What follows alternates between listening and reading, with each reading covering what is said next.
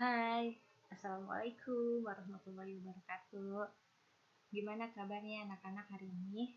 Semoga sehat selalu ya.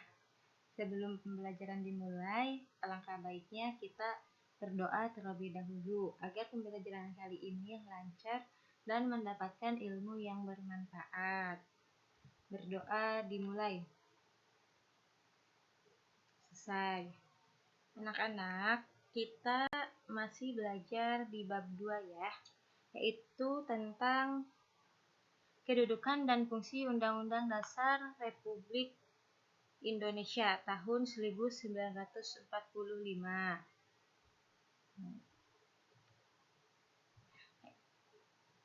Itu yang pertama ada makna alinea pembukaan Undang-Undang Dasar Negara Republik Indonesia tahun 1945. Memiliki kandungan yang erat dengan proklamasi kemerdekaan. Nah, yang kedua, sistematika Undang-Undang Dasar Negara Republik Indonesia tahun 1945 sebelum perubahan atau amandemen.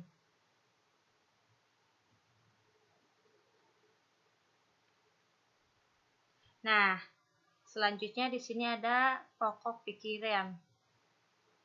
Yang pertama ada persatuan, kedua keadilan sosial, ketiga kedudukan rakyat, dan keempat ketuhanan dan kemanusiaan.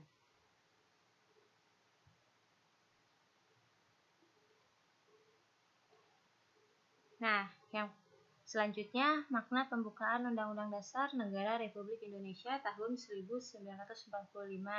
Yang pertama, menjadi sumber keteguhan dan tekad bangsa Indonesia untuk menegakkan kemerdekaan dan menantang penjajahan. Yang kedua, menjadi sumber hukum menunjukkan ketepatan dan ketajaman penilaian bangsa Indonesia. Selanjutnya yang ketiga, mengandung nilai-nilai universal yang dijunjung tinggi oleh seluruh bangsa di dunia. Yang keempat, mengandung nilai-nilai dan mampu mengikuti dinamika masyarakat tetap menjadi landasan perjuangan bangsa Indonesia.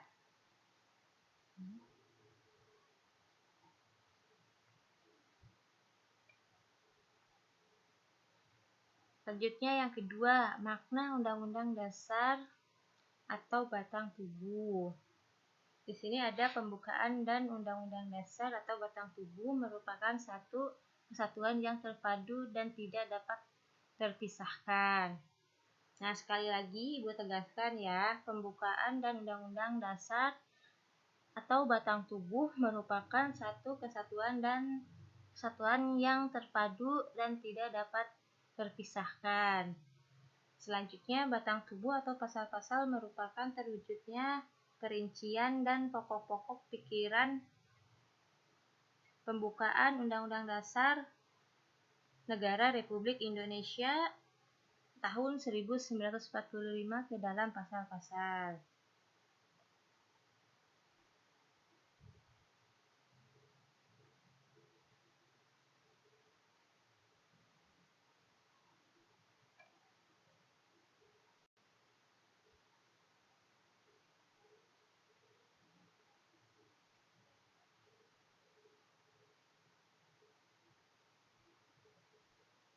Nah, di sini ada dua materi di dalam batang tubuh Undang-Undang Dasar 1945. Pertama, materi pengaturan sistem pemerintahan negara pasal 1 sampai 25A.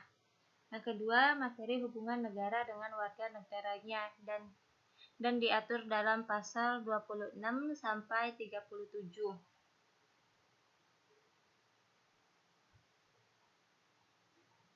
Selanjutnya, kedudukan dan fungsi Undang-Undang Dasar Negara Republik Indonesia tahun 1945 dalam sistem hukum nasional.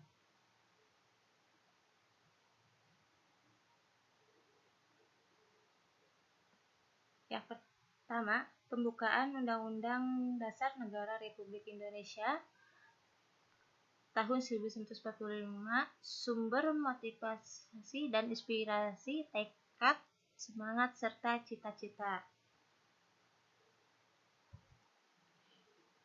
Undang-Undang Dasar Negara Republik Indonesia tahun 1945 memberikan landasan pokok kelangsungan negara Indonesia. Nah, selanjutnya kedudukan pembukaan Undang-Undang Dasar Negara Republik Indonesia tahun 1945, yaitu pembukaan sebuah konstitusi bukanlah sebuah rumusan pasal-pasal, tapi merupakan sebuah kehormatan yang memperkuat pasal-pasal dalam konstitusi tersebut. Selanjutnya, pembukaan Undang-Undang Dasar Negara Republik Indonesia tahun 1945 mengandung pokok-pokok pikiran yang menjadi cita-cita hukum yang melandasi kelahiran hukum negara baik tertulis maupun tidak tertulis di Indonesia. Selanjutnya, pembukaan Undang-Undang Dasar Negara Republik Indonesia tahun 1945 kedudukan sebagai tertib hukum Indonesia dan disahkan pada tanggal 18 Agustus 1945. Nah, yang keempat yaitu syarat tertib hukum di Indonesia. Pertama, adanya subjek yang mengadakan peraturan hukum, yaitu negara Indonesia. Yang kedua, adanya kesatuan asas kerohanian dan menjadi dasar keseluruhan peraturan hukum, yaitu Pancasila. Adanya kesatuan daerah yang diperlakukannya hukum tersebut, yaitu seluruh tumpah darah Indonesia, dan adanya kesatuan makmur yang diperlakukannya aturan hukum di sebuah negara. Selanjutnya, tata urutan perundang-undangan di Indonesia. Pertama, Undang-Undang Dasar Negara Republik Indonesia tahun 1945, 2. Ketetapan MPR, 3. Undang-Undang Dasar Perpu. Selanjutnya, peraturan pemerintah, peraturan presiden, peraturan daerah atau provinsi. Terima kasih anak-anak. Sekian dari Ibu. Wassalamualaikum warahmatullahi wabarakatuh.